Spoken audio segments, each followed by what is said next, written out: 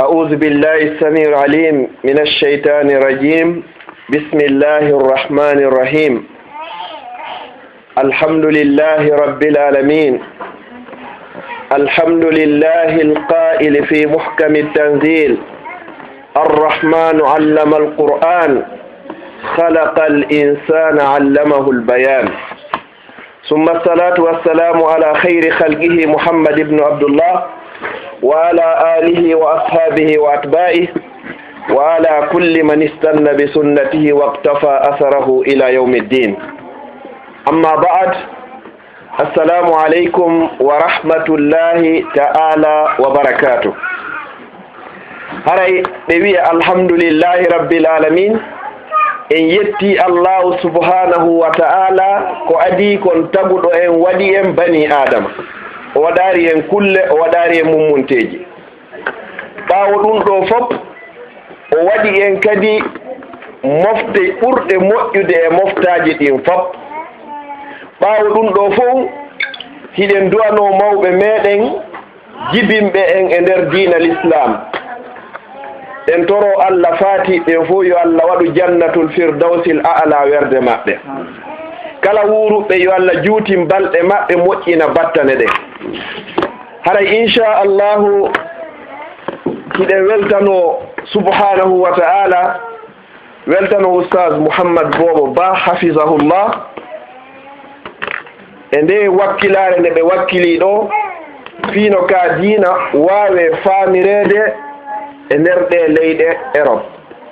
tentini noon kadi ka banggal sonnaɓe ɓen hiɗen toro subhanahu wa ta'ala yo allahu lontinanɓe ɗum ɗo kamɓe kadi ka ɓeygure maɓɓe waɗa ɗum ɗo ka mandakkewal maɓɓe moƴƴal ñande tawata jawdi e ɓiɗɗo nafata ko nafata wonde ñande ko on arduɗo ka Allah e ɓernde hisude e shirk ɓaw ɗum ɗo mi weltano on onon niniraɓe tedduɓe e bandiraɓe e goreɓe e miññiraɓe e esiraɓe tedduɓe ɓe tooliɓe ɗo accituɓe haajuji muɗum e nder ɗelde Europe ara hara ko fii heɗitagol yewtere l'islam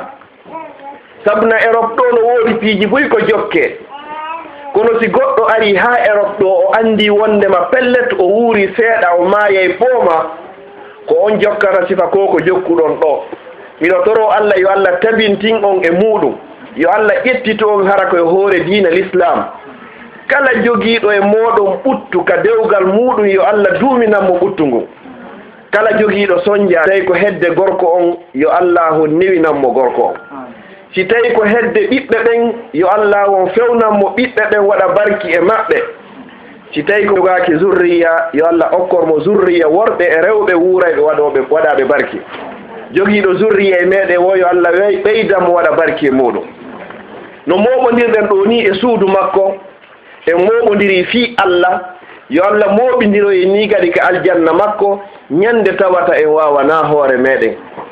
miɗo toro subhanahu wa ta'ala hiɗen e nde ñalande ɗo hande ñalande teddunde e lewru donkin miɗo toro subhanahu wa ta'ala on wata en yaltuka juulirde ɗo sina hara en fof meɗen enen e ɓeygureji meɗen e ɓiɓɓe meɗen e ɓeyguli meɗen e mawɓe meɗen e karamokoɓe meɗen e kala wonɗo sabu ha nde yewtere ɗo nde wawi laatade hara en fof meɗen en rinɗinama e naatugol yiite jahannama yo Allah waɗ golle men ɗe fof hara ko sadi Allah lirten haray neniraɓe yewtere anden kono yewtirnoɗen noon e asewe feƴƴuɗo oustaz Bobo hafizahullah woyen yewtu fi fallul ilmi wo ɓural fi gandal e ɓural fi ɗaɓɓugol gandal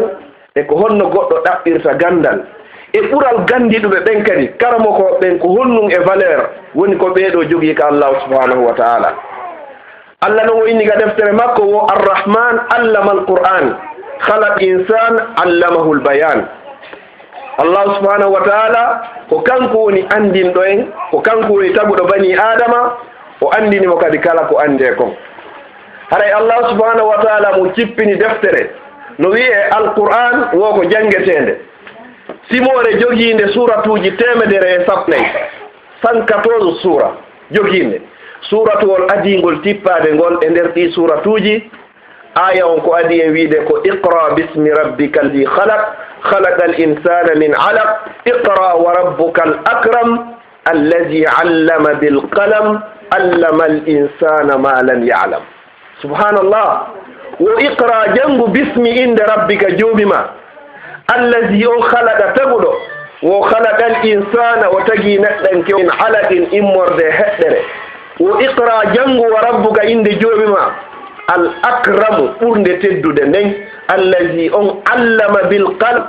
andin ɗo windirgol karambol ma andin ɗo karamongol jongol windu o inni wo allama al insana ma lam ya'lam o andini neɗɗo on hunde ko andano ko ɗum wiyete gandal ngal nelaaɗo sallllahu alayhi wa sallam ɓe maaki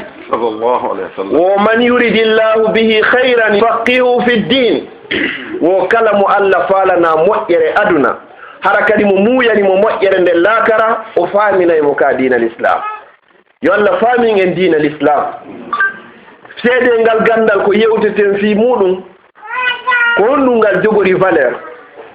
alaa ko ɓantata fii bani adam teddina fii neɗɗo aduna ɗo teddina fii makko laakara kadi tawa ko tedduɗo o wuura ko o tedduɗo o maaya ko o tedduɗo o wuura mo e nder malore o maaya kadi e nder malore o wuura hara o soñjaaki o maayoya kadi hara o soñjaaki hay e hunde ala ko jonnata ɗum ɗo bani adama si wona ko ko wiyetegal si bani adama heeɓi gandal ɓantay fii yimɓe fofunoɓe gandal ɓantay fii yimɓe janoɓe gandal ɓantay yimɓe ɓe marano valeur gandal ɓantay yimɓe ɓe andanoka gandal ɓantay fii yimɓe ɓe andanoka majjere liɓay fii yimɓe teddunoɓe majjere liɓay fii yimɓe teddunoɓe andanoɓe sabu majjere nden ala ko ɓantata bani adama ɓuri ko wiyete gandal nelaaɗo sallllahu alayhi wa sallam e maaki wo man arada duniya o kala e moɗon faalaɗo aduna hara o faalaka hay e hunde si wona aduna wo fa alayhi bil ilmu woɗo fawimo ɗaɓɓugol gandal wa man arada al akhira kala kadi faalaɗo laakara hara ko laakara tu woni ko o faalaka hay hunde si wona laakara wo fa alayhi bil ilmi no waɗɗimo ɗaɓɓugol gandal wa man arada huma ma'an kala faalaɗo aduna wo faala laakara wo fa alayhi bil ilmi oɗo kan no waɗɗimo ɗaɓɓugol gandal se ndaari fewno ɗo porto ɓen kamɓe ɓe ɗaɓɓa laakara ko ɓe ɗaɓɓi ko aduna tun kono hay hunde ɓe avancirari so wona sabu gandal ngal gandal innaka ko gandal islam tun onti ɗaɓɓay gandal aduna ngal ɗaɓɓa kadi gandal laakara ngal ko ɗum si ɗen heewi du'aade wiye honno rabbana atina fi duniya hasana allah mi torike ma okku men ka aduna ɗo moƴƴere wa fil akhirati okka men kadi ka laakara hasanatan moƴƴere ko ɗum holli jaka yo aduna on e laakara on wawata seedude nelaaɗo sallllahu alayhi wa sallam hiɓe heewno du'agol ɓe maaka allahumma aslih lana dinana allazi huwa ismatu amrina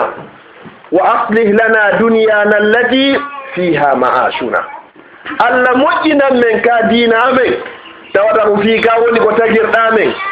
allah moƴƴinan men fii ka diina amen tawata ko fii ka landitoytoɗa men yawma alqiyama allah men tolike ma kadi moƴƴinan men o aduna amen tawata koye nder o aduna ɗo woni nguure amen o si tawi diina kanga timmay net be aduna on heɓo ko fanɗi seeɗa on ti watta ɗon noon no wawata rewirde allahu subhanahu wa ta'ala man arada dunya fa alayhi bil ilm wa man arada al akhira fa alayhi ilm wa man arada huma ma'an fa alayhi bil ilm kala faalaɗo o aduna ko be o janga kala faalaɗo o laakara ko be o janga kala ɗo aduna o laakara o haray oɗo kadi ko be o wakkilo o janga sa heɓi gandal ngal haray a heɓi fof sa woopi gandal ngal haray hay hunde ko ala heɓuɗa allah wi ka qur'an makko wo innama yakhsha allaha min ibadihi l ulama ande dey ko hulata allah happirde e kulol net woko karamokoɓe janguɓe ɓen anduɓe allah subhanahu wa ta'ala ko ɓe wawata mo hulude no hana hulirede no o inni aya goo o inni qul hal yastawi allazina ya'lamuna wallazina la ya'lamun mbela ɓen anduɓe e ɓen ɓe anda hino fota jawabu on ko la mo anda e anduɗo ɓe wata fotude ko eta wo ko eta ɓe wawata fotude no gando o wayri o no wayri ɓe wawata fotude ko oɗa jogi hikma wo ko jogi hikma ɓeɗo wawata fotugol allah ini wallazina amanu yarfa illahu allazina amanu minkum allah o hino ɓanta ɓen gomɗinɓe e moɗon wallazina utul ilma darajat e ɓen okkaɓe gandal kadi o ɓanta ɓe darjaji o naɓa ɓe ha sengo dow ga sabu honɗum sabu gandal maɓɓe ko ɓe jogii kon gandal noon o sabu ngal gandal ɗo allah teddiniri baba en meɗen adam alayhi salam ndaare ko gandal waɗata allah no jogii façon ji nayi ko tagi tageefo ngon fof o tagi baba men adama immorde e mbolmboldi o tagi iblisa immorde e yiite o tagi malaikaji ɗin immorde e annora o tagi kulle ɗen e puɗi ɗin fof immorde e ndiyam ɓay o tagi ɗum ɗo fof o waɗi malaika ɓen ɓe ñamata ɓe yarata ɓe ɗanota ko ɓe resata haaju maɓɓe ala e ñamugol haaju maɓɓe ala e yarugol haaju maɓɓe ala e ɗanagol haaju maɓɓe ala e jombugol ɓeɗo ko ɗum woni golle maɓɓe ɗen kamɓe ɓeɗo noon tawi valeur ma ko allah subhanahu wa taala golle maɓɓe o ko rewgo subhanahu wa taala ko ɗum woni golle ɗen joni noon ɓay o tagi o falama tagugol adam malaikaɓe ko honɗum wiwno wa id qala rabbuka lilmalaikati inni ja'ilun fi l ardi khalifa qalu atajalu fiha man yufsidu fiha wa yasfiku ddima wa nahnu nusabbihu bihamdika wa nuqaddisu lak qala inni a'lamu ma la ta'lamun wa allama adama al asma'a kullaha oɗo ɓay allah falama tagude baba adam o adda ka hoore leydi ɗo o inno malaikaɓe way was tawi o disiniɓe o inni min nde hara mi waɗay ka leydi ga on nontotoɗo malaikaɓen ɓe insiste ɓe inni a waɗay ga ɓe yimɓe wartinira ɓe rufinira ɓe ƴiiƴe minen malaikaɓe meɗen subbon hinanade e yettugol ma min alama e yeddude allah jaaɓiɓe honno wayni min miɗo andi hunde ko ganda ɓay o yehi ha o tagi adama alayhi salam oɗo tagi mo ha o gasi o andini adama ko andinari malaikaɓe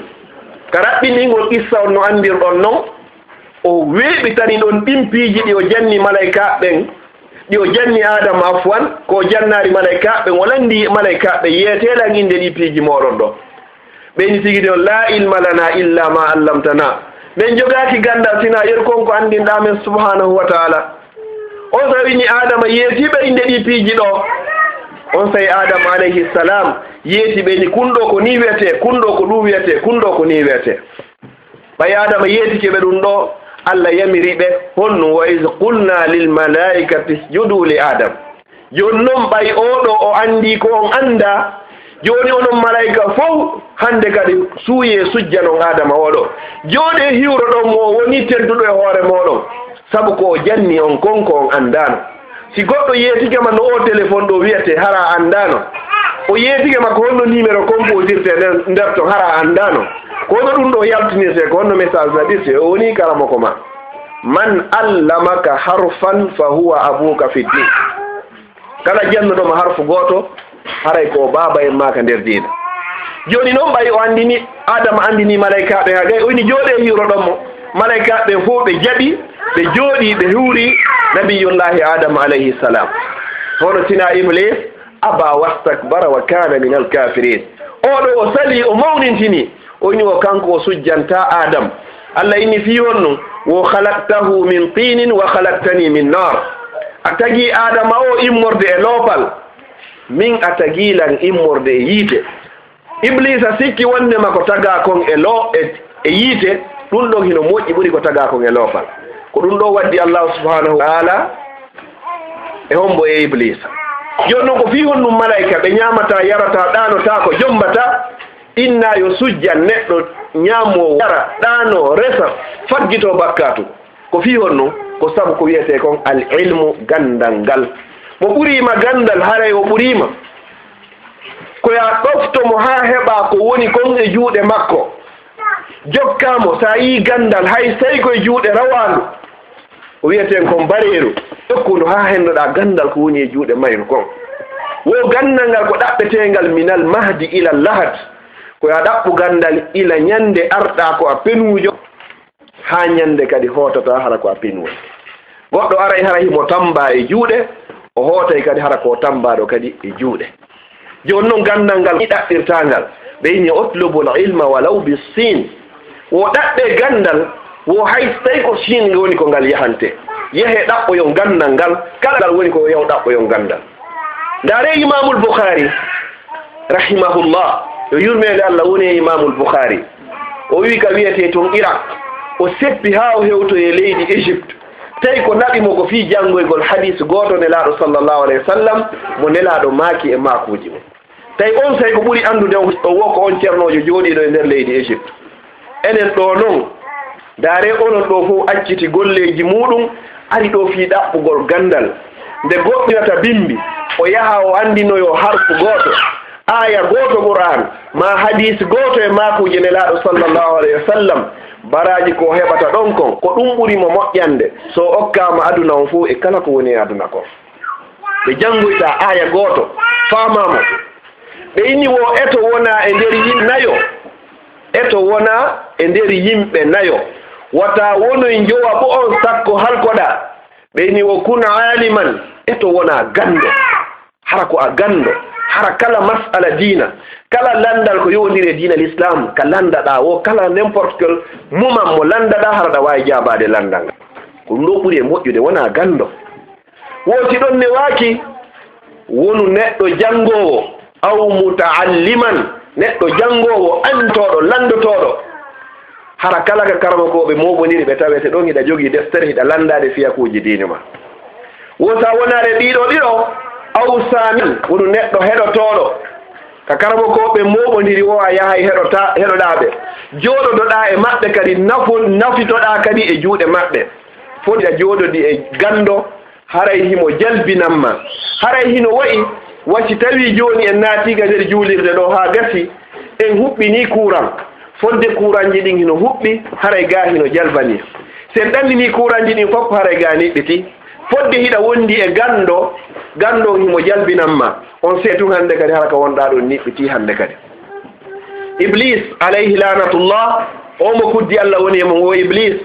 o faalano bonnude juuɗe goɗɗo wonɗo e juulude jemma kono tawi himo juude ni yo kono tigi tigi on o faamano juulirte ko neɗɗo rewowo kono wona gando tawi gando hino ɗaani ɗon tawi noon o wawata feƴƴude o hewtoya ka o yawne juulde ɗon si wona hara o findinayi gando o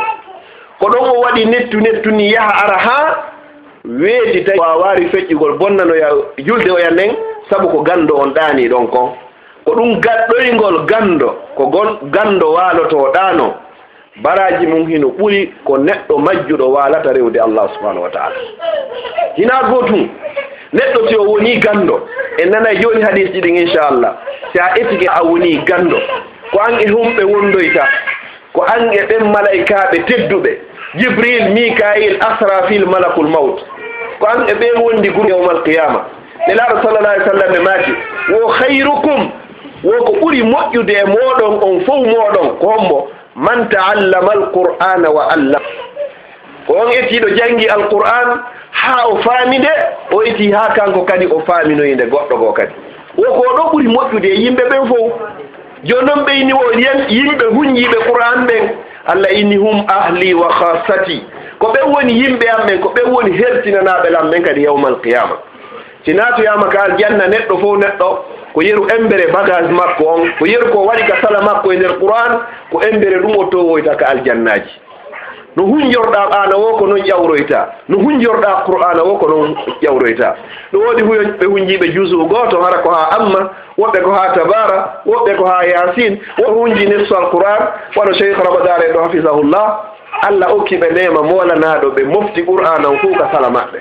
ɗum ko ni'matum min Allah ko nema Allahu on nemini ɓe nema kadi mo Allah subhanahu wa ta'ala ƴettata okka ɗum ɗo yu'tihi man yasha kala ko momo muyen enen ɗo fof ala mo falaka mutugol qur'ana o fof ka hoore muɗum kono ko dalika fadlullahi yu'tihi man yasha ɗum ɗo wo ko ɓural Allah ni imo ƴetta jonna ngal ɗo kala on mo muyen enen ɗo fof ala mo falaka wonde gando kono mo ƴetta ɗum noon kadi o jonna neɗɗo kala mo muyani kadi o yini al ulama womokoɓe ɓen karamokoɓe warasatul anbiya wo ko ɓen woni ko roni annabaɓe ɓen karamokoɓen ko ɓe woni ko woni annabaɓen neɗɗo sa teddini karamokojo haray a teddini annabaɓen annabaɓe no hay e hunde ɓe ronaka si wona gandal ƴettuɗo ɗum ɗon haray o ƴetti joddi moƴƴiri andundi ko timmudi ko tawata ko ɗum ɗon woni ko roni ɓe ko ɗum ɗon nafata mo aduna ko ɗum ɗon kadi nafata mo yawmal qiyama nelaɗo sallallahu alih w sallam ɓe maaki man haraja fi talabil ilm wonɗo wonɗo yaltuɗo ka muɗum hara anni e ma on fanunde ma nde destination ma on ko yaltimma ka suudu ma ko argol ka juulirde ɗo ma kala ka yaruɗa e nokkeli ka janguirde hara ko fi ɗaɓɓoygol gandal ɓe inni fi sabilillahi hatta yarjiya wo haray oɗo himo e laawol Allah ha tuma nde o rutti ka makko wano andirɗen noon goɗɗo so ƴetti o ƴetti arme makko fof o armike ha moƴƴi mo yawgol waɗoygol jihade fi sabilillahi hakkude makko e heferɓe fiiɗo keferanka ko ngun ɗanora l'islam o si o maayi toon haray o maayi ko yanɗo shahid an kadi sa ƴetti cawlum ma a ƴetti deftere ma nden a fokkidi yawgol janngoygol haray koye fi sabilillah ha tuma hewtotoɗa ka maɗa o wa innal alima wo neɗɗo gando jogiiɗo gandal la yastahfiru lahu wo haray hino insinanade man fi samawati wa man fil ard denndangal ɓen wonɓe ka kammuli ko ɓe woni ka kammuli ko malayka ɓen e denndangal ɓen wonɓe ka leydi yimɓe moƴƴuɓɓen fof no allah men torike ma yaafo o gando allah men torike ma yaafo o neɗɗo wonɗo e yahude ɗaɓɓoygol gandal allah men torike ma yaafo mo yurme mo okko gandal dandumo ko huli okkormo ko faala malayka ko ɗum ɗo soranto en malayka ko ɗum ɗo soranto kala neɗɗo yaltuɗo ka mum hara mo yaade fi ɗaɓɓoygol gandal est ce que ko ɓe ka kammutuge ɓe ka leydi nelaɗo sallallah alih w sallam e maaki wo hatta l hitanu fil ma subhanallah wo hay liƴƴi ɗin ka nder ndiyam gooto noon annda liƴƴi ɗin no ɗi fotata ka nder ndiyam sina subhanahu wa taala ko kulloy koye annduɗo yeddari allahu subhanahu wa taala ɗum ɗo fof hino torade allah yo allah yaafo o neɗɗo gando wonɗo e andinde yimɓe ɓen ko allah andinimo ko yo allah yaafo o neɗɗo yaltuɗo ka muɗum faalaɗo yawgol ɗaɓɓoya gandal fiyo iwu e majjere o yaha e annora gandal si goɗɗo heɓi al ilmu nurun gandal ko annora wa nurullahi la yuhda li asin annora allah on noon allah ƴettata ɗum jonna neɗɗo yeddomo imamu shafi'i rahimahullah himo jogino karamokojo no wiye waki rahimahullah hari imamu shafi'i yahay janngoygol ka oɗo imamu shafi'i rahimahullah ko jogineɗo haqqil jogino needi hakkille makko ɗen no welno kala ko jannguno nde wotere hara e hunjike nde ñande noon o yehi nden ñande o fiina o ronki hunjade o inni karamoko mi ronku hunjade hannde mi annda ko honɗum waɗi karamoko makko inni a faggitike bakkato a waɗi bone gooto imamu shafi'i miijiti ha anditari ko honɗum e bone waɗi karamoko makko inni andale a waɗi bone ko sabu on bone ɗon haɗi wawa hunjade fi honɗum gandal ngal ko ngal annora allah ƴettata o annora ƴetta ɗum jonna neɗɗo yeddowomo imamu shafi'i miijiti ha anditi ko honɗum e honɗum woni ko faggiti bakkato ko tawi ko lafe on ɗo yahata ka karamoko makko janngoygol o hewtiti sonnajo no ƴetti coñci l'islamu timmuɗi hendu ndum waɗi ɓay hendu ndum waɗi hendu ndum pooɗi coñci sonnajo on holɓundero makko nden ka koyngal ley yaltiti ɓay ɗum ɗo yaltiti yitere imamu shafi'i nden yani kay holɓundere sonnajo on o ndaari holɓundere sonnajo on nden ñande ko sabu ɗum ɗo woni imamu shafi'i wawa yaari hunjaɓe ko jonnako subhanallah fii goɗɗo no ndaari holɓundere sonnajo o ronki hunjagol enen noon ko honɗum woni alhaali men enen wuuruɓe ɗe leyɗe ɗo hannde ko tawata ko sa yii sonnajo ƴettuɗo coñci l'islam ko ɗum ɗo woni ko ngalɗini wona sa yii kan sonnajo wirtiɗo ɗo kan hannde si a ndaariri nano ko etiɗa ugginagol wo ugginagol aron kay fi honɗum ko ɓuri e ɗuurde ko 99% fof haray ko ni siñeti jon woni e yaarude ɓe wiya inna lillahi wa inna ilayhi rajiun ko o zamanu mawɓe ɓe makayno wata allah tawnuɓe yahay ha hannde si ɓornama yaltama ɗo a yawiɗo e métro ma bis ma tram ɗo a sendidirta ɓornande gorko e ɓornande sonnajo enen noon Allah jarribike en o jarribori en jarrabuye muusuɗo sattuɗo tawata fewnɗo waɗi arsike men on e ɗe leyɗe ko ɗo woni ko wuruɗen ko wiyo Allah jarribo en est ce que en waway mo yettude ka en waway mo yeddude kono malgré ɗum ɗo fof neniraɓe tedduɓe si a wakkilike ɗo a jogitike diina ma sa wakkilike ɗo a rewi Allah a wakkilike ɗo a jangi qur'an a jangi makuje nelaɗo wallahi summa wallahi baraji ma haray hino ɓuri wurɗo e nder makkatal mukarrama baraji ma haray ɗa ɓuri mo fi honno sa hewti e nder makka ton ko hay goto miijotako ton sonnajo wirtiɗo mo waɗa coñci on ko yaltintinɗo yeeso mum e yaltintinɗo juuɗe mum ko woni waɗa coñci ton sina ɗum o fof makko haray himo buumi amma noon enen ɗo ko forsugol bada addinu gariban wa sayaudu gariba diina kan ka fuɗɗori ko ka tuŋaranke ka fuɗɗori diina waywati andaka si sonnajo ƴettiɗo coñci l'islam haray mo daarire wassay ko crime o waɗi bone wi molanagi diina kan kadi ko ni ka fuɗɗorno fewno nelaɗo sallllahu alayhi wa sallam ko ni bilali on bilal radiallahu anhu ko ni ɓe lettirano ko ni ɓe tampinirano ko ni ɓe sonjirano ko ni kono ɓe tamiti ɓe tabiti e hoore diina kan iɗen andi qissa sumayya sonnajo aɗaɗo ware on e nder diina l'islam o tabiti e hoore diina l'islam fi honno hande honto o woni himo ka nder aljannaji fi honno ko inni ko diina makko kan hiɗen andi asiya radiallahu anha ɓeygu fir'aun oɗo kadi ko wonno ko ɓeygu lanɗo ruwa fir'auna inni ana rabbukumul a'la ko mi woni allah mon ɓurɗo e towude o fof ko asiya to o darari jahugo o darari teddugal ngal o suɓi l'islam fir'auna warimo ko ɓuri sattude e wargo kono o ƴetti tigi tigi ngo inni womi suɓi allahu subhanahu wa ta'ala ndare ko honɗum o sonnajo ɗo wonno wiwde fewndo fir'auna waraynomo wa daraba allahu masalan lilladina amanu allah ƙiranimo wondema himo jogii iman imra'ata fir'aun sonnajo fir'auna on is qalat tumane o sonnajo ɗo wiɗo rabbi ibnili indaka baytan fil janna allah mi torikema manan suuduka nder aljanna wa najjini min fir'auna wa amali wa najjini min alqawmi zalimin dandalan bone fir'auna o e ɓeygure mum e yimɓe mum fof allah mi torikema dandan ɓe yimɓe toñoɓe yo allah dandu en toñugol ma toñede hande honto o woni o tabiti hoore diina l'islam o hino ka jannatul firdausi l ala nene mariam khadija e asiya e nene mariam ko ɓeɗo sonnaɓe ɓuri moƴƴude e sonnaɓeɓen fof si nene mariama feƴƴi ko asiya to si asiya feƴƴi ko nene khadija nelaɗo sallllahu alih w sallam no andirɗen qissa on noon nene khadija fatike nelaɗo fesuno ɓe fesiɓe ɓe inni ha allah noli jibril yaw inna muhammad yo muñño khadija mi mahani suudu khadija suudu ko aljanna suudu ndum mi waɗindu hakkude suudu asiyatu ndum e hakkude suudu mariama ndum ka nder aljanna ɗum ɗo woni teddungal ko nelaɗo sallllahu alayhi wa sallam wonoyta moodi ɓeɗo fof ka nder aljanna ɓe ɗaɗɗi gandal ɓe suuɓi ngal gandal ɗo allah yoɓitire ɓe honno tawi ko jannatul firdausi l ala gandal ngal ɓantata fi neɗɗo nde aicha radiallahu ta'ala anha wa ardaha nelaɗo sallallah alih w sallam jumbunoɗo tawi mo jogui 9 ans fewno nelaɗo mayaɗa ko honɗum ɓe innuno wo ko on yo mofte ƴette feccire diina mon kam fof e juuɗe aicha ɗo kon jiwon jogui kon 18 ans ɗo ƴette feccire diina mon kam fof e juuɗe oɗo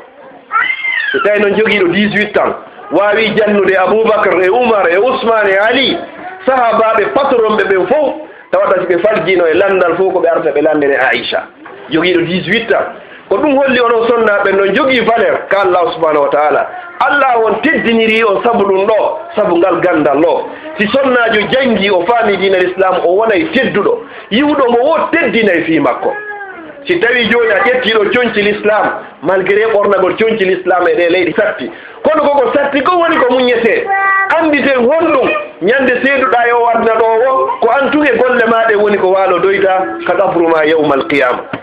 antuge golle maɗen joni noon si tawi a ƴettiɗo coñci l'islam a ƴawiɗo e métro e bis hay ayɓe ɓen ɓe yiiɗa diina l'islam ɓe jiwɗoma wo poɗɗitotoma haray ɓe fof ɓe huulima ko ɗum allah inni ida qara'ta alquran ja'alna baynaka wa bayna alladina la yuminu hijaban mastura sa ƴetti l'islam a jangi qur'an a ƴetti qur'an wi kon allah waɗay heedode hakkunde ma e ɓe yimɓe tawata ɓe gomɗina hara kadi ko heedode kadi ɓe watama hewtude hiɗen andi nene sara ɓeygu annabi Ibrahim nde o bandijo wonnoɗo e nder leydi Égypte falno wadde mo ko boni kon nde o torino Allah oɗo wawano mo hewtude sabu gandal ko jogi sabu kul Allah ko jogi sabu faamu ko jogi sabu yiɗogol mo diina l'islam sonnajo ko kanko woni principal tugalal ngal fiyo moftede waw ɓantade fiyo ɓiɓɓe ɓen few fiyo modibo on few fiyo galle ɗe moƴƴu ko sonnajo si o décidi fof marsay toon ko fof marsay toon koyo waɗu toru Allah e hoore muɗum o toro Allah jemma e ñanorma kala sohla ko sonnajo jogii koyo immo jemma o fewta rabbu samawati mi darnira yewtere anden ɗo ha juulen si a heɓi sohla e sonja telen ɓiɓɓe ɓen ma modibbo accu ha fi jawfi leyl tumbere jemma hara fof walike allahu subhanahu wa taala o ara e howa kammo hikkiro e ɗo o inna ko ono yo jiyaɓe amen ko hombo jogii bakkatu o torolanmi yaafomo ene ko hombo e moɗon fala goɗɗum o torolanmi okkoranmo ene ko hombo e moɗon jogii haaju torolanmi huntanamo ñande ɓe ñande ko ni allah subhanahu wa taala noddirta en ko ɗo so tawi o sonnajo ɗo immike o darike o fewti rabbu samawati wal ardi on o toro o fewta hombo o mo anduɗen sa torakimo o seytinayi kono sa torike banirama ñande ɓe ñande kanko o seytinayi mi sakkitora on ɗum sonnajo goto yumma imamul Bukhari radiallahu anhu yumma imamu Bukhari o yawno ha nawnari heɓimo gite makko ɗe wumi tawi pay kunko yiyata hande kadi nene makko soñji fi makko nene makko jemma be jemma immo juula o inna Allah mi torikema jonni tanan o ɓiɗɗo an gite makko ɗen ñande be ñande o sonnajo immo juula jemma uta hombo rabbu samawati na yewgol kalama ko batini na yarugol ɗo ko ya fewtu hombo jogiiɗo nawnare nden adduɗo nawnare nden ko o ngari woni ko jogii lekki si oɗo ñawdanima haray a ndikki si oɗo ndikkinanarima ala wawɗomo ñawdande hande kadi ko ɗum Allah inika Qur'an wa iza maridtu fa huwa yashfin si mi nawni de ko subhanahu wa ta'ala woni ko ndikkintala nene imamul Bukhari o tori Allah ha ñande goo tun kumpay kon Muhammad bun Ismail radiyallahu anhu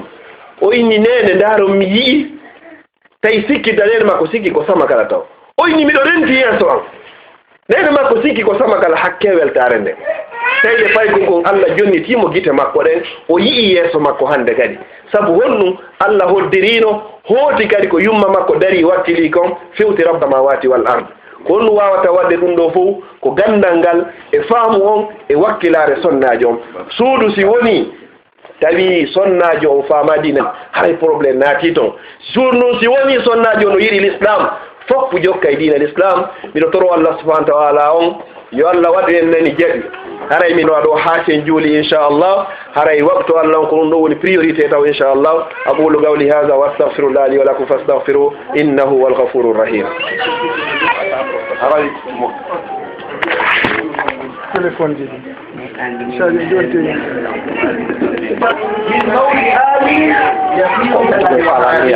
kala mokojo gonɗo goto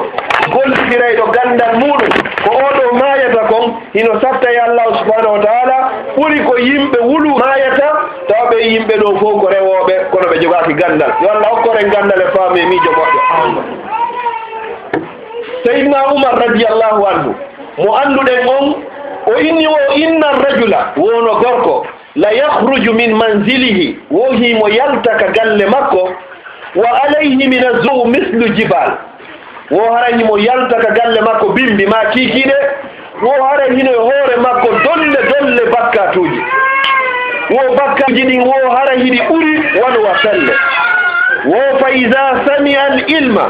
woto heytoyke gandal ngal o nani gandal ngal wo khaafa wa raja wo o hula o rutto wa taba o tuuba o rutto ko Allah subhanahu wa ta'ala wo fansarafa ila manzilihi wa laysa alayhi zambun o heytoya ka galle makko hara o wonda e bakkatu gotum sabu honɗum sabu ko heytoyi gandal ngal kon yo goɗɗo yahu janngoya hay so tawi o ala wawde hay si tawi o ala faamude o yahu e heɗoyo wonɓe janngude ɓe wonɓe faamude ɓen haray ɓe kanko e maɓɓe haray ɓe fota baraji sabu honɗum ko immi o yahi kon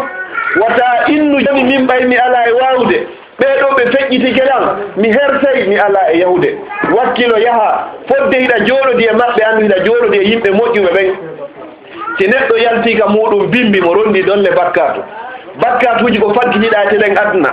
ɗum ɗo fof sa yehi a heɗoyke ka jangete ka wajete ka bayanaji waɗete ka karamokoɓe yewtata ndeɗa hewtita ka maɗa haraya laaɓi poste e bakkatu sabu ko yawɗa kon ki heɗitoyagol gandal ngal ko ɗum ɗo Seydina Oumar bunil Khattabu radiyallahu ta'ala anhu wa ardahu o wi o inni kadi wo salasu hisalin wo jente wo piiji tati man lam takun fihi lam yanfa'u l-iman wo kala mo heɓaari ɗi piiji tati wonde yarde ɗo wo haray yo andu haray gomɗinal makko ngal hay e hunde nafaari mo jonnon ko honɗum woni ɗin piiji tati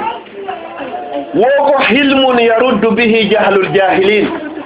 an gando on an faamuɗo on an won janngude on wo ko be heɓa muñal ko wawata ruttirde ɓen majjiyankoɓe ɓornoɗa coñci raɓɓinɗinaɗi ɗe aybinaɗi an sonnajo waɗa jilbabu ɓe jaloma ɓe innama a wawata ɓornade ɓe inna ka yiɗa o ono buumi minen siko dina men falano men yahayno Makka ɓe jalama sifa ɗi ɗo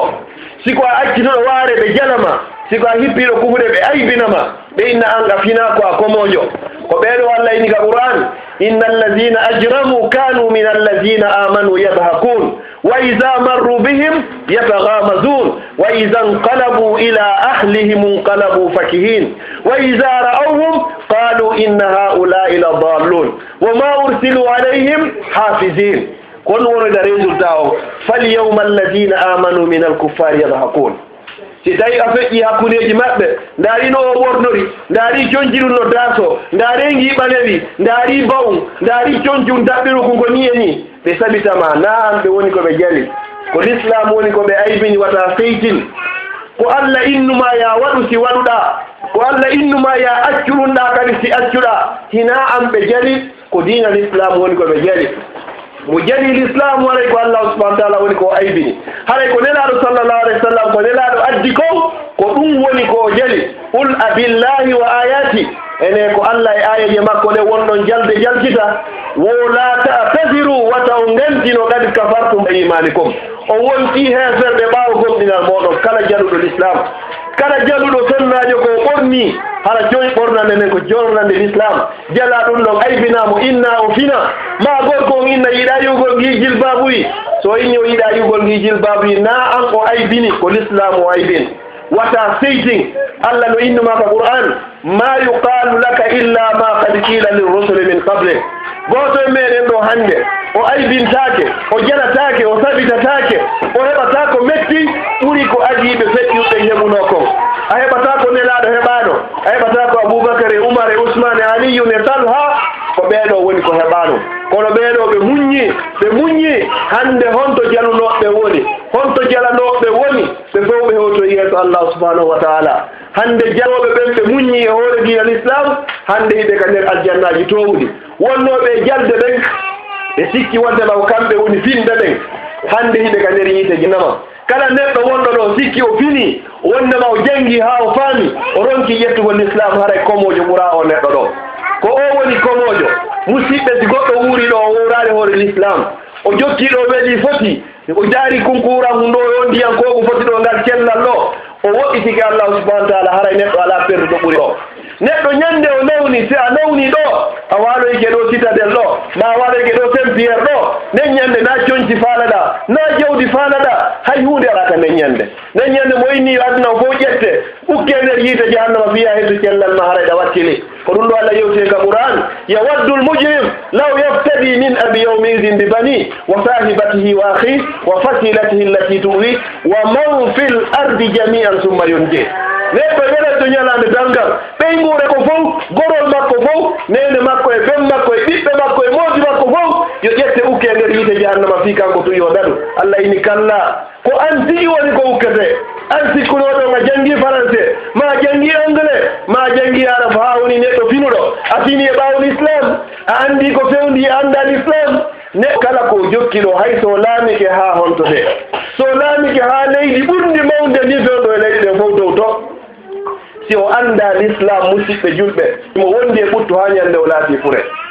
Allah ko iniga Qur'an wa ma khalaqtul jinna wal insa illa liya'budun mitagirari yimɓe jinna sina fiyo ɓe rewa sa jokki goɗɗum aɗana mission ko Allah addirno ma ɗo kon a woni perduɗo aduna perdoya kadi lakara yo Allah on dandoya no aduna o sattiran ma wo ko satti wo ko satti yo yimɓe ɓen inno a fina kono ka l'islam ko a finuɗo yo yimɓe inno ɓen a wata ɓornode kono yo l'islam félicité coñci l'islam ko coñci l'islam woni ko neɗɗo ɗaɓɓira ko ɗi coñci ɗo Allah inni wala tamutunda illa wa antum muslimun ko satti o wata o ndowoy ɗon Allah sinara ko julɓe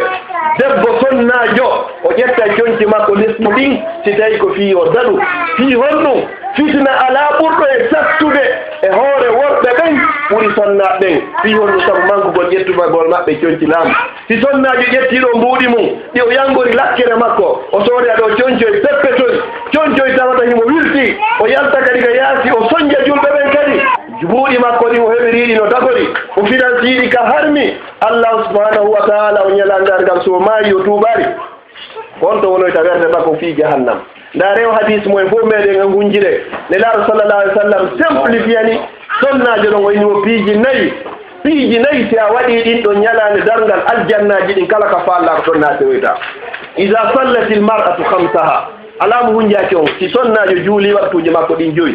wa samat shahraha o howro reru nu to alɗa ella wa hafizat farjaha o rena ɓandu makko ɗum si goɗɗo yehi ha o innama sonnajo o innana sonnajo ko suddiɗo ko ɓuumiɗo goto wata yiwɗuma wata andu ko honno wonirɗa si wona moodi ma ko ɗo woni ko l'islam on ɗaɓɓi ko ɓeɗo woni ko ɓanti ko ɓeɗo wonɗoyta nene Aisha nene Fatima Asiya nene Khadija ka nder aljannaji towɗi konko sa wakkili ke ƴettugo ndi coñci duuma ɓandu ma ɗum e nder nde lakkere duuma ɓandu ma ɗum ko wuli kon yo onti muñño kinguli aduna ɗo kono goto e meɗen wata ko muññoyade leɗɗe Allah ɗe yawmal qiyama hommo e meɗen wawi muññade huɓɓina ɗo joni gaz ƴetta junngo mum ngo fawa ɗon e nder miniti goto ko hommo e meɗen wawi ɗum ɗo ko kiitum aduna ni joni noon mi ɓandu an ɗum hino wuri ko ɓe mi waɗa senji ɗin ɗi yaltita ko ɓe bamakoji ɗi waɗe ɗi yaltita ko ɓe fof yiyanan anda miɗo laɓa ɓandu an no rawni ɓandu an hino ɗaati a holli jama on ɗo ko lutti a holloya ɗo ko yimɓe jahannama nde yawmal qiyama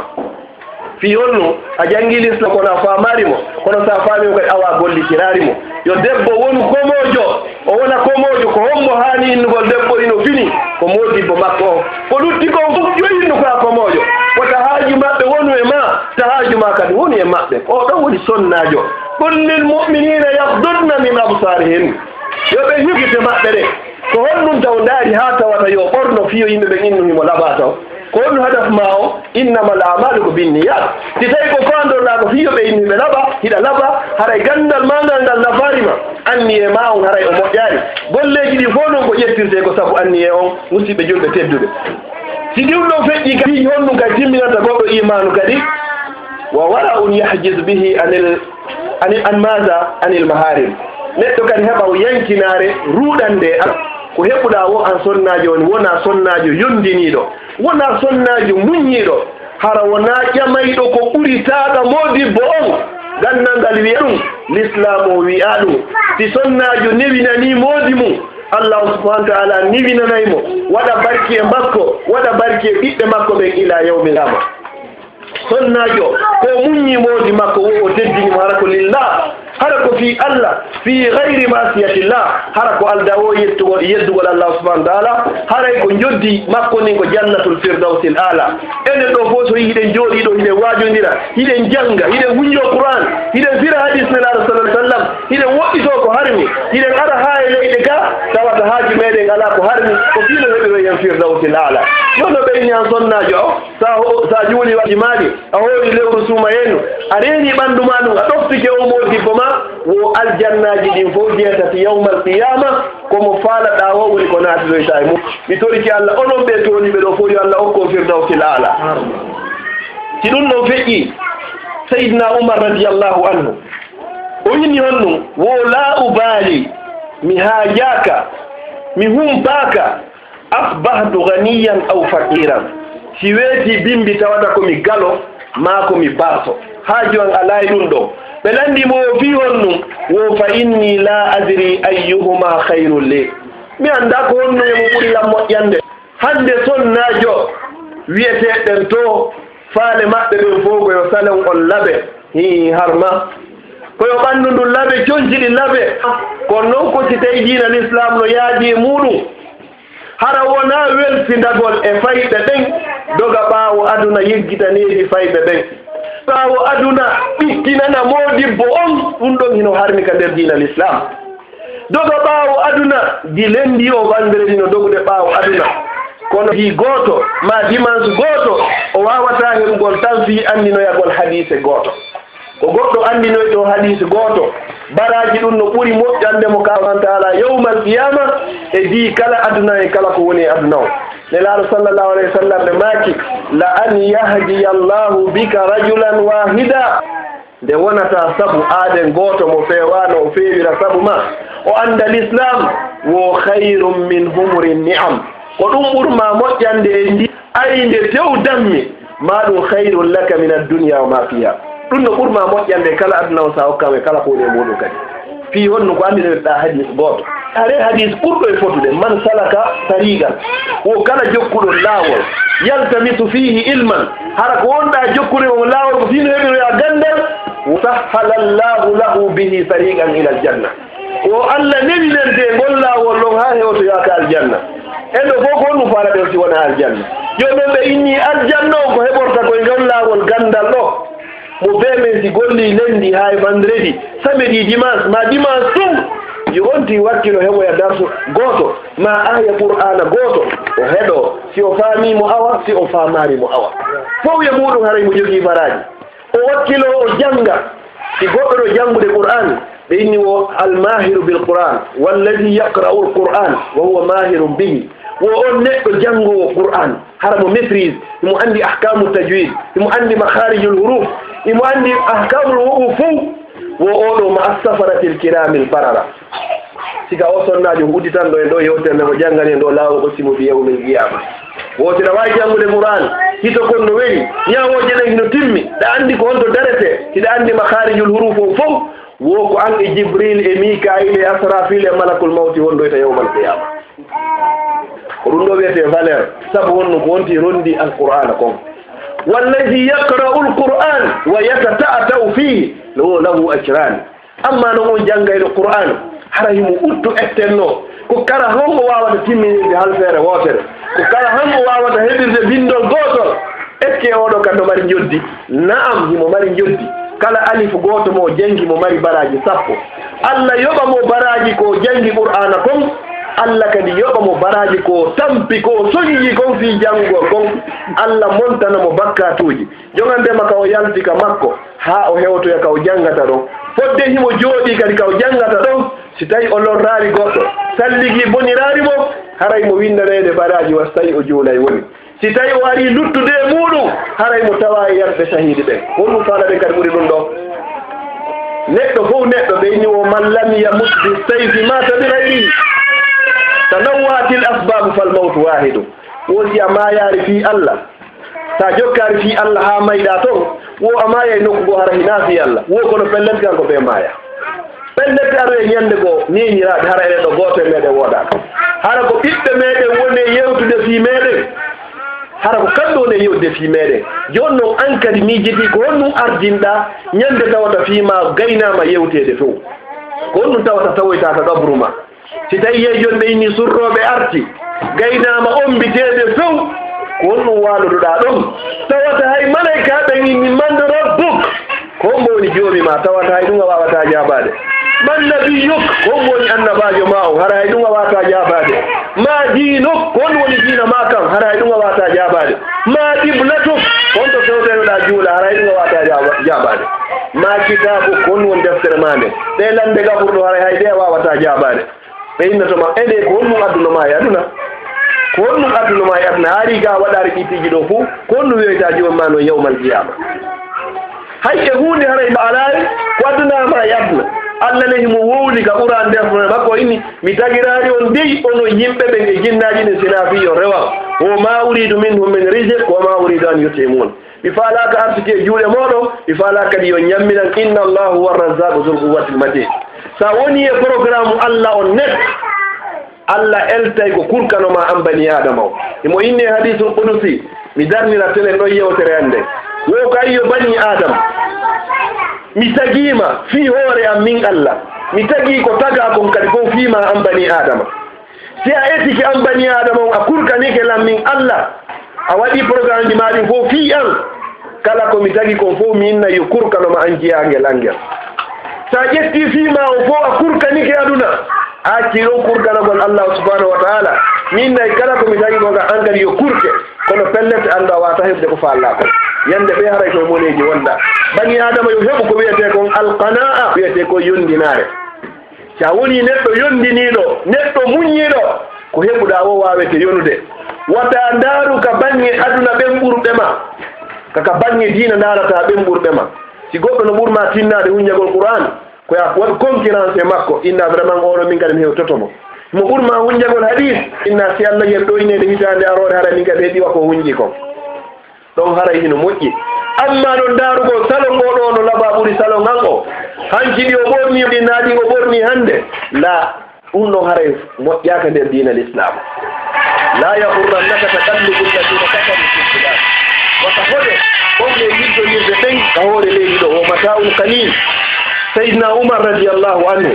en inna ɓornagol coñci labaɗi hino harmi la na ɗum ɗo wiwde kono seydna oumar hande oumarul farouk e fof meɗen hiɗen anndi mo o ɓornino dolokke o walka haa heɓi walke 12 seydna oumar hari dolokke o wuppirama wo juma e vendredi ko si hewtine ñande o dawa bimbi subaka o yaaka caangol o wuppa dolokke o haa o gayna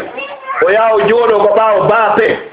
hara goɗɗum ngo alaa ko o ɓorno ko ɗon o woni e jooɗaade tuma dolokke o yoori o ƴettamo kadi o ɓorno o hewta madinatul munawwara o julla julɓe ɓen juma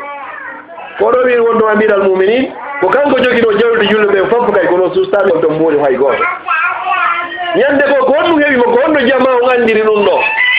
jaka hina kanko tu woni o situation ɗo o alhaali ɗo nden ñande o ɓeetori seeɗa yehugol ngol o tawi goɗɗo ko kadi adinoke mo toon tawi onno no wuppi doloke mum on hino habbino ka ley baafe tawi ɓe seydna oumaru habbo haa onno tuma doloke on non oori on non ɓorni ƴawi kangal so yonno noon ka caangol nden ñande kangal o tippi o wuppi doloke on haa o gayni o liilimo ɗon o yehi ka ley baafe o jooɗi ko hombo anndite noon ko hombo woni oumar wonoyi noon haa hannde kadi leeri juma on heewi ɓe ndaari ɓeyni ayna amiral muminin honto o hoorejo julɓe honto woni o julna ɓe imamo yiyaka laƴƴiga gite ɗon haa imamo yiyaka seydna oumar aroyi tumo doga himo lakka o hewti tumo ƴawi ka mimbar o salmini haa o gayni o inni pelletimina ɗonno o maatike anndugol ko honɗum woni ko leytinilan o inni mi wondiri Allah mi wondiri on nelɗo mouhammadou sabu goonga min mara doloke sina omo mi ɓorni ɗo ko jumaare be mi yaha mi wuppamo mi wonata ley baape haa so yoori mi ƴettamo mi ɓorno hannde noon mi tawi goɗɗo adi tike lan ko ɗum woni ko leytini lan o inni wallahi sinno jogi ɗokkaji ɗi mi tongata noon o ɗo wiyete oumar hannde honto o woni o weltinira o naata e aljanna tawi mo wuuri o coñji ko yiyete ɗum ko zinatul hayati dunia yonti ɓorno laɓaki kono noon ko hoore yettugol allahu subhanahu wa taala hara wona ɓungirgol ɗi na yettirgo allahu subhanahu wa taala hara ko ya ƴettu coñci ɗi yaɗi dewal hara na tawata sa ɓornige coñci ɓurɗi labbere ɗin fof ko tawi a yalta woni ka yaasi fiyo yimɓe ɓe yiye la ko si tawi goɗɗo o foti daragol yeeso allahu subhanahu wa taala o ƴetta coñci makko ɗin o daro yeeso allah ko ɗum allah inni ga qur'an hudu zinatakum inda kulli masjidin ƴette juɗareji monni ɓare moƴƴa sanga kala nde juulo toon on masjidi noon no sanga kala juulo toon kala mo koɓe goo firimo sanga kala nde yaho toon ka juulirde on di ɓorno haɓe fi honɗum ko yeeso hommo wonɗa darade ko yeeso allahu subhanahu wa taala o joni noon ko honɗum hokkayma ɗum ɗo fof ko gandal ngal mi sakkitora honɗum ko yewɗen ɗo fof e gandal si gandal ngal heɓike piiji ɗiɗi heɓaki ɗon haray hino manki al adamu needi ndin needi gandal ngal needi neɗanagol kadi karamokojo on kadi goɗɗo no yaha o janngoya o heɓa gandal o ronka heɓude barki karamoko makko goɗɗo no yaha o heɓoya barki karamoko mo hara gandal ngal ɗuuɗari joni noon ko yon eto heɓon ɗiɗi ɗi noon heɓa gandal ngal heɓa needi gandal ngal heɓa kadi barki karamoko on kadi teddingol karamoko muɗum sa teddini karamoko ma nde hiɗa jannga an kadi allah on okkoroyte janngana kuɓe ɓe hino teddinama kadi